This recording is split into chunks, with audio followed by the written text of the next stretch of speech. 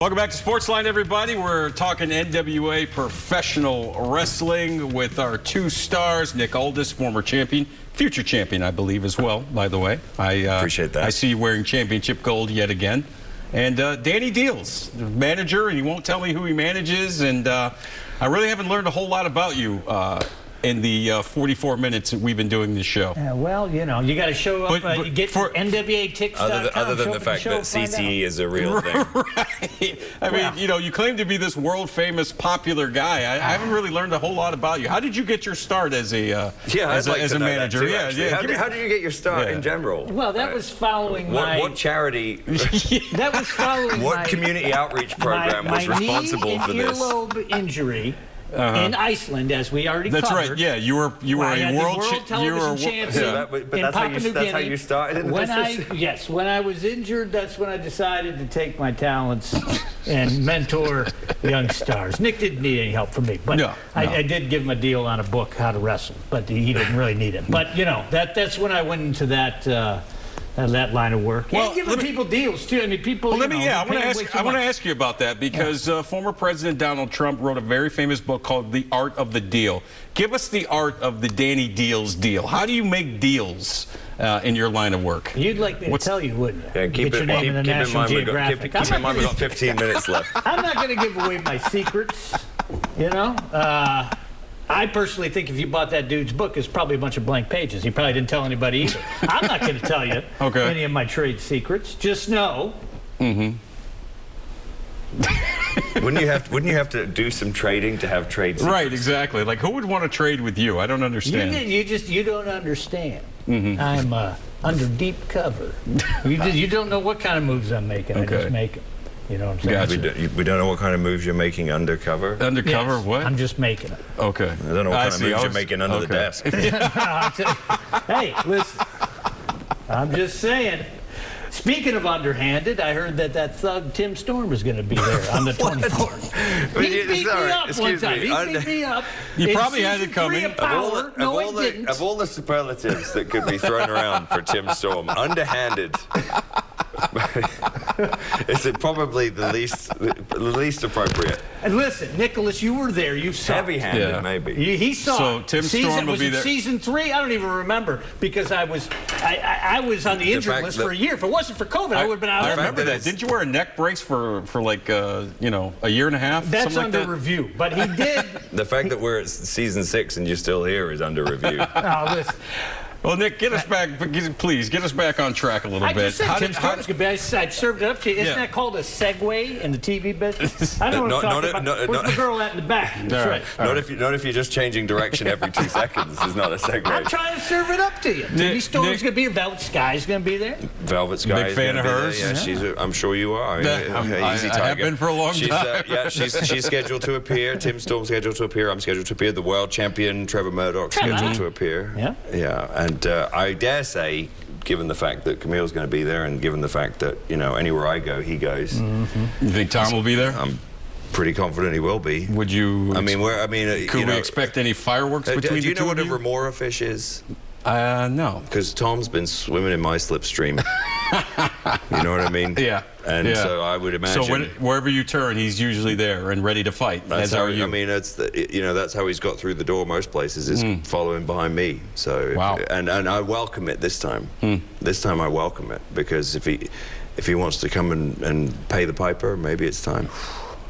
See, that's a classy champion there, because he even gave you a lesson. An educational lesson. Taught you a new word, and he talked smack. See that? Yeah. Huh? How did it all start for you, Nick? How did you get your start in professional wrestling? I was always into sports. I was, a sports kid. My father played rugby. We played football, and I played, swimming, tennis. Everything you could think of. I started to lose interest in team sports. I liked the idea of sort of doing something individually. I got very into working out and improving my physique. Couldn't tell. I heard you get bit by a radioactive spider. About to burst out of that sport coat, my man. And then is that when you got bit by the radioactive spider? It's a Nicholas collection. It won't rip, trust me. And then I'd always been a fan of wrestling. Bret Hart was my first hero, and then right around the sort of the peak of the Attitude Era was, coincided with my sort of rebellious teens, and it was, it just pushed all the right buttons, and I just sort of formulated this plan, like, I'm going to do that. And the Knight family, who are well known now because they've made a movie about them, Paige's parents, Ricky and Julia, they were based in Norwich, which is about 45 minutes from where I lived. So I found out they were doing weekend camps. I started going there and just caught the bug. Yeah, 100%. I mean, they broke you in the right way too. What'd you say? Does it mean you're a knight of the round table? Are you going to contribute anything? Yeah. Are you going to? Yeah. British. I'm trying to have maybe King Arthur serious conversation with the great Nick Aldis here. Right. But you mentioned it. You're in Impact Wrestling, and you're wrestling legendary wrestlers, and you're barely 22 years old. Yeah. What was that experience like? I was thrown in at the deep end. Because I always felt like the way you carried yourself, like you were a young guy, but you look like a seasoned veteran in there. Well, you're being kind. I appreciate that, but I don't necessarily agree. but look, most people know my first real break. Even though I was a full-time wrestler by the time I was 18, I was wrestling 6 days a week on the holiday camp circuit for Brian Dixon. But well, you just can't take him anywhere, can you? I'm having a conversation here. But my first break was on the UK version of American Gladiators. Yeah. So I was only 2 years in when I got that gig, but suddenly I had a huge platform. I mean, the show was, it was a big show, and that caught the eye of TNA, and so it was off to the races. But the weird thing about it was that I would have been green anyway, but given the fact that when I was doing Gladiators, I wasn't allowed to wrestle. So I really had less than 2 years experience when I started on television, which is just not ideal. Yeah, you broke in with the British invasion. I love that faction. I loved you guys. Yes, yes, you guys. That saved me because thankfully, with Doug Williams, one of the greatest British wrestlers of all time.